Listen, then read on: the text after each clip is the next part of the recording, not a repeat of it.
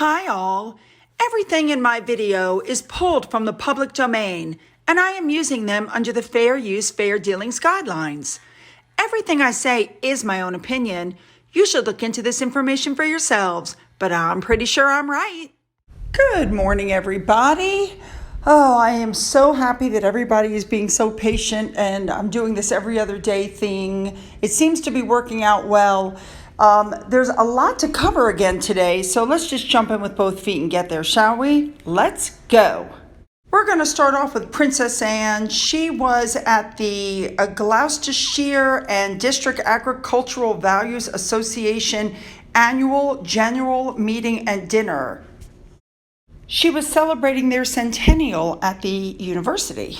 This is a very large organization, and what they do is they advise on agriculture and rural property and business matters across the UK. I love that. There's a reason why they call her one of the hardest working royals. After that, she went to the Bridgend Carers Trust, where she is the president of the trust, and she gave thanks and presented a plaque for their services to the community. Now, next up, this is not royal news, but I just thought it was so sweet. James Middleton and his wife went skiing, and they brought Mabel, their golden retriever, to the ski slopes. The dog looked like he was having just as much fun as James and his wife. I love that. I really do. Why not bring your pets and have them partake of the fun when you go on vacation? Okay, moving on. Charles and Camilla went to the market town of Middleton, and while they were there, they met local producers. They got to sample some of their products, including alcohol, and they went to speak to some charitable organizations that play a significant role in helping to support the community. It's the Talbot Yard Food Court in Yorkshire. This was Charles and Camilla's first afternoon out since the official invitation to the coronation was revealed, because in the invitation, Charles, it's being reported, sent a very clear message to his wife's detractors that she is at the top of the order of royal precedence by saying her new title is Queen Camilla, not Queen Consort. So, moving on, and while they were there, Charles and Camilla tried banana bread. They met owners from artisan food producers. There were lots of crowds. They were lined up all over the place. I mean, people were so happy to see them. Lots of cheers. I mean, huge crowds. I mean, I don't know what anybody was expecting less. Now, knowing the kind of guy that Charles is, I think one of the highlights of the day was when he went and met farmers from the Farming for the Future program. The king heard about how his support had helped farmers move their businesses forward and take advantage of environmental opportunities. Obviously, the only thing that could have been better is the weather. Apparently, it rained. Not that anybody cared. Again, people were standing out in the rain. People really love Charles, and they've really warmed to Camilla. I'm very happy for that. I really am. She's put up with a lot. You know, she kept her chin up, she kept going, and look where she is. Good for her. Like, really. And I do love her outfit, I must say. She looks very nice, and Charles as well. Now, as is the custom at the end of the visit, this adorable child gave Camilla a bouquet of flowers. Very pretty, very pretty. Now, I just want to point out two pictures. This one and the next one. For me, it just shows how happy they are. Look at that. Love it. All right, let's move on now. Sarah Ferguson, I don't get this woman. She's like, if you leave the family, you must decide if you're in or out. And she even said, you cannot expect to be invited to weddings and family functions if you step down and you walk away. Keep in mind, this is the same woman who sat on Oprah's couch and complained because she and Andrew were separated and she didn't get an invite to William and Catherine's wedding. She wanted to be with her daughters, and she said Andrew was, calling her and was on the phone with her all day. So, I don't get it. She divorced Andrew. She's out of the family, and she whined, of course, to Oprah that she wasn't invited to the wedding and how hurtful it was. And now she's on TV going, well, Harry and Meghan can't have it both ways. They should make a decision. Yes, they made a decision. And may I remind you also, Fergie, that they claimed that they had met you and you said you only met her at the funeral. So they're even lying about you. Now, she also spoke up about Charles and Camilla. She said nothing but positive things. Something's happening behind the scenes, I think. You know what I mean? Or else why is she suddenly so for them? I don't get it. And also she said, titles don't make who you are. Jabbing at Harry and Meghan. If anything, that confirms to me that relationship is down the tubes. My guess would be it's in response to this. Look at what's written on the left. Meghan made a phone call, and look what's written on the right. Oh my God, she's like so about me, me, me. I'm telling you, it's a little freaky. Next up, the information was released by Buckingham Palace that Prince George and Camilla's grandchildren have roles at the coronation. And also the invitations for May 6th, it was released that they were designed by Andrew Jameson. And as you can see, it has wildflowers, birds, insects, and there's even a version of the Green Man from ancient folklore. A big thank you to Sarah Secret on Twitter for this, because she pointed out that the invitation reminds her of the 1953 coronation invitation that was specially made and specially illustrated for Charles when he was 4 years old. I agree, they do look very similar. And the Royal Rundown pointed out that the flowers are in groupings of 3, which signifies the king becoming the 3rd monarch of his name. And I'm sure we all noticed that Queen Camilla, the consort title, was dropped on the invitation. She is not Queen Consort Camilla, she's simply Queen Camilla. All right, moving on. They're saying that the coronation balcony is going to be a final group of 15 people. Harry and Meghan will not be there. Besides Charles and Camilla, you're going to have the Duke of Kent and his sister, Princess Alexandra. The Duke and Duchess of Gloucester will also be included, as well as Catherine, William, and their 3 children, plus Anne and her husband, Sir Tim Lawrence, plus Sophie and Edward. And that makes up the 15 that will be on the balcony. Andrew is not being allowed on the balcony either. And so now stories like this are coming out. They're being snubbed from the balcony. They're not being snubbed. They're not working royals. Period. End of story. Claim victimhood all you want. We all know the truth. All right, moving on. Here we go. Prince George, who's 9, is going to be one of the 8 pages of honor that will attend the coronation service. You have 4 for the king and 4 for the queen. That's how it works. They will be part of the procession through the nave of Westminster Abbey, and they will also be expected to carry the robes of prominent figures during the day. Now, let's not forget, George is second in line to the throne, and this is his legacy. That's why he's, doing all this. Also, he's going to be joined by Lord Oliver, I hope I say this right, Cholmondeley, Master Nicholas Barclay, and Master Ralph Tollemache. And that's who's doing the king. I am sure he will do an absolutely brilliant job. All right, let's move on. Next up, we all remember this. There was a company that put an advertisement up at the train station. It said, and I'm quoting, "Silence is golden." It's by a retailer called Love Honey. Apparently, there was one complaint. That's right, ladies and gentlemen, one complaint. And guess what? Well, I bet you can guess who the complainant was, I think. Anyway, they're saying that while younger children most likely wouldn't have known what it was for, older children might. Therefore, the promo is deemed inappropriate for the train station. Now, there was some discussion on the news saying that Harry is weak and pathetic. I personally happen to agree. I mean, we saw what happened when he was having that on-air therapy session where he said he had a good childhood, and the therapist looked at him and said, well, no, you didn't. And you have this and this, and Harry was eating it up. He is so internally weak. Just listen to what they said about him. Listen to this.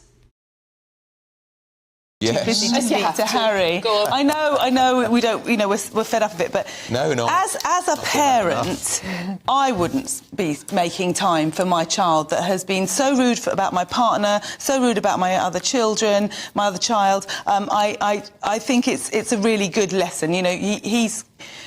Oh gosh, he's such a weak, pathetic man, Harry. I actually feel really sorry for him. I think he's in some kind of, I don't know what's wrong with him. I don't think he doesn't look happy. He doesn't look happy. He looks like he's got some kind of, he's locked in. He looks frightened all the time. He looks angry all the time. That's not the Harry we knew pre him getting married. And I'm not blaming her, but I'm blaming his weakness. But he has been horrible to his father. Yep. He has been disgusting about his father's wife, and he has been horrible to both his brother and his sister-in-law. Why would they make time to see him? I think what Harry's done, I mean, to add to everything that Tonya said that I completely agree with, he's breached trust. Yeah, this is the problem. I mean, if I was Charles and arranged the meeting, you'd be thinking at the back of your mind, is he bringing a camera crew with him? Is he taking it? Exactly. Or will this come out in volume 3 of the biography? Yeah, because remember, he's told us there's enough for 2 more editions. Exactly. And his wife's writing a book. Totally. And when that trust is undermined in a family relationship like that, it's a really difficult thing to have to piece back together. And, it'd be nice perhaps to think that they can patch it up. I don't know that they can. I don't think that. I think there's too much water under that bridge. I think there's too much hurt, there's too much damage. View. So as you heard, they don't blame Charles for not seeing him. Trust has been broken, and the relationship is unrepairable, and he's weak and pathetic. And I agree. Way to go, people. All right, moving on. All right, ladies and gentlemen, we got a blind item. They're saying that award that Meghan's going to get from, Gloria Steinem, the one that she didn't really earn, they're saying that the reason that she's being given it is because nobody was buying tickets. And a big thank you to Her Most Imperial Majesty, or the Emerald Tiara on Twitter. No wonder nobody's buying tickets. Look at the price. Ugh. Now, this particular author wrote and said that, according to the tax filings, since Meghan only works an hour a week or 52 hours a year, that she shouldn't be getting awards. They're saying that she gets this award because she's a feminist and a champion of human rights and gender equality, blah, blah, blah. And they're pointing out that she did write inspirational messages on some bananas, and she did moan once on TV about her lot in life. It was pointed out that she never misses an opportunity to be a victim, and that she's so privacy obsessed that she's been peddling family secrets to streaming services. All correct. How about when she threw that blanket racism claim against the entire royal family, and then she and Harry turned around and said it wasn't true, that it was the media who said that? I agree with this author who said that these honors are empty accolades meant to sell tickets to pricey dinners, raise funds and profiles. Spot on. Now it's Harry's turn. Author Fran Lebowitz, who was in a Netflix show, spoke about some of the claims made by Harry in his memoir, The Spare. Well, this author said that there were people in Syrian refugee camps who she's sure complained less than Harry. She said, quote, ask any man who has a brother if his brother ever hit him. 100% will say yes. They're boys. That when they do that, that's what they do. If you have an older brother and you're a girl, you say they hit you. That's a different thing. Spot on. He's a wuss. He's weak. Next up, it came out that Harry, it looks like he's going to take the stand in the phone hacking trial. If it goes to trial, that's a can of worms. Good luck with that. Moving on. All right, the next story that came out said that Harry effectively has ended his relationship with the firm, or, effectively his family. Yes, and I think he knew what he was doing.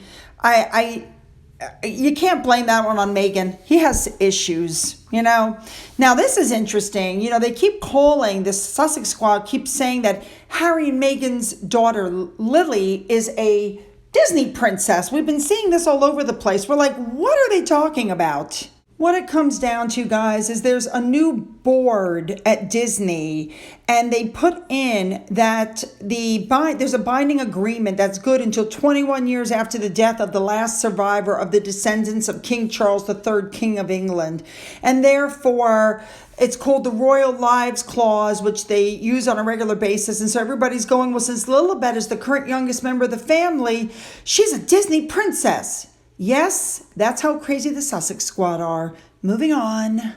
Okay, this article came out. I got really upset because people are going, oh, Harry did tell U.S. officials he had taken the drugs. Yes, he did. But actually, that's not what the article says.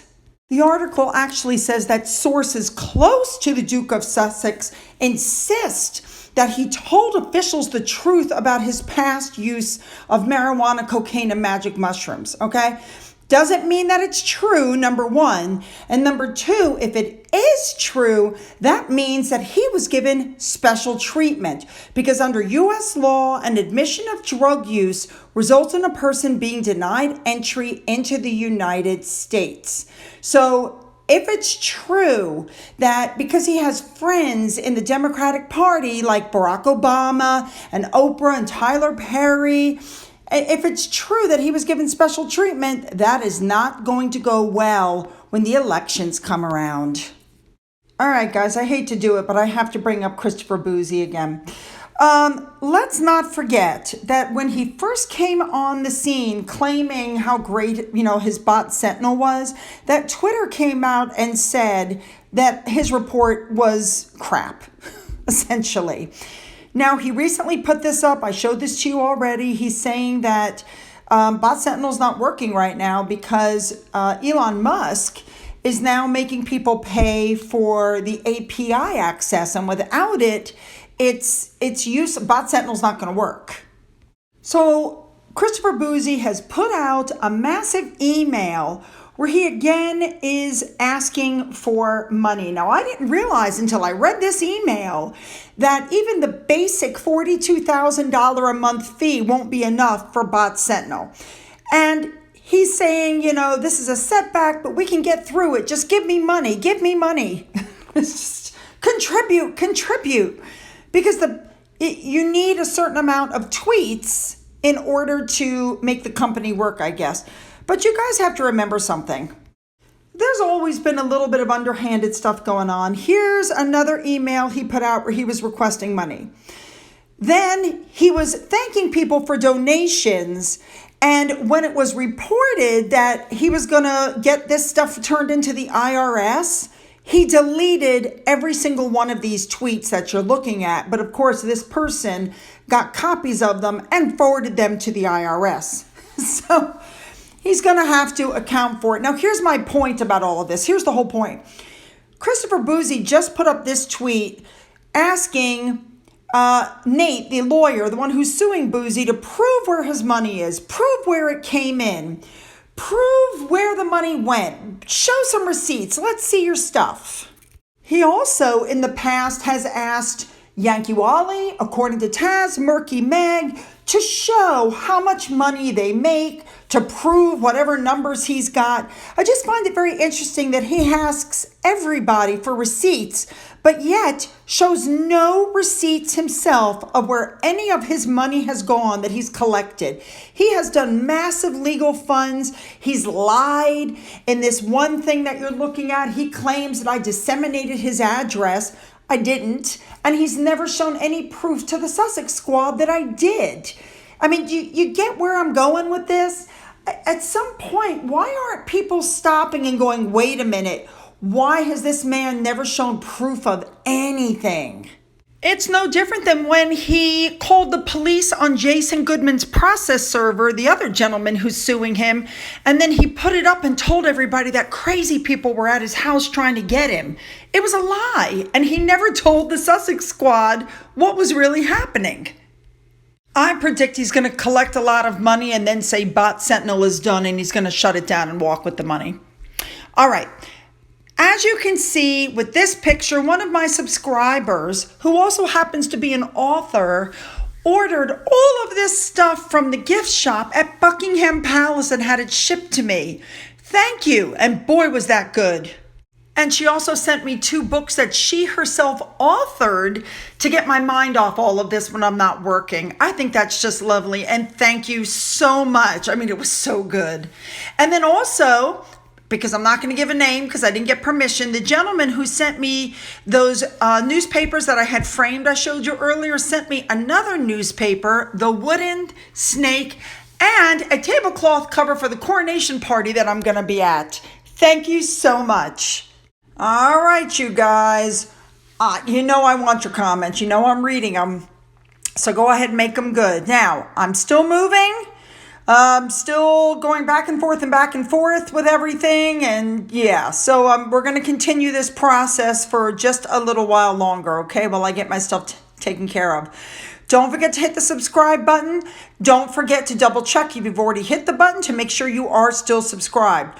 Go up into the description box and you'll find the links to my Twitter, my Getter, my Rumble, my email, my Patreon, the physical address in case there's something you want to send to me. For those of you who've donated to my coffee fund and through the thanks button, thank you so much. And as always, you guys, have a great day.